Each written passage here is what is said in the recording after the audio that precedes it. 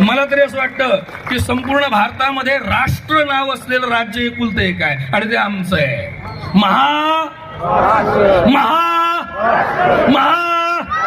त्यामुळे आम्ही आमची ही स्टेट पॉलिसी थोडीशी विसरावी आणि खरंच भारतावर राज्य करायचा विचार करावा बरं का.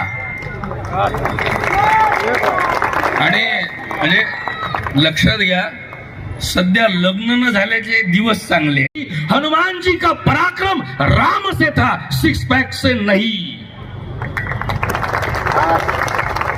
आणि मी अजूनही म्हणतो की रामनवमीला सर्वांनी हनुमानाचं वंदन करावं, कारण आमच्या सनातन धर्मामध्ये एक छोटीशी कविता आहे.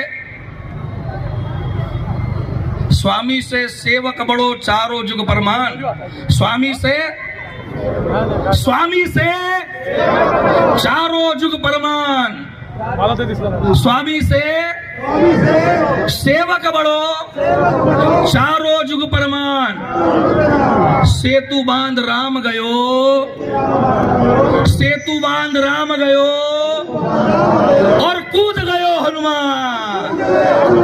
ये राम का काज करने के लिए कभी कभी बंदर भी बनना पड़ता है. और जब भी राम के लिए कोई बंदर पड़ता है तो त्याला कलांटुड्या म्हणत नाही बरं का, त्याला वीर बजरंगबली भगवान की.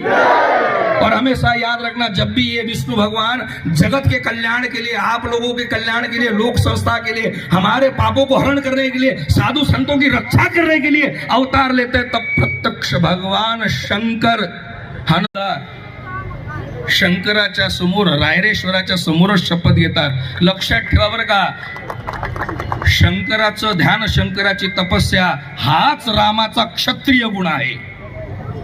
असो ते 12 वर्ष झाले यात्रेला. सर्वांनी आपापल्यासाठी टाळ्या वाजवा. एक तप पूर्ण केलंय बरं का. और 12 वर्ष पूर्ण हो गए इस यात्रा को, इस समारंभ को, इस आयोजन को. नक्कीच लोकांचे 12 वाजवायची तयारी. शिववंदना राकेश.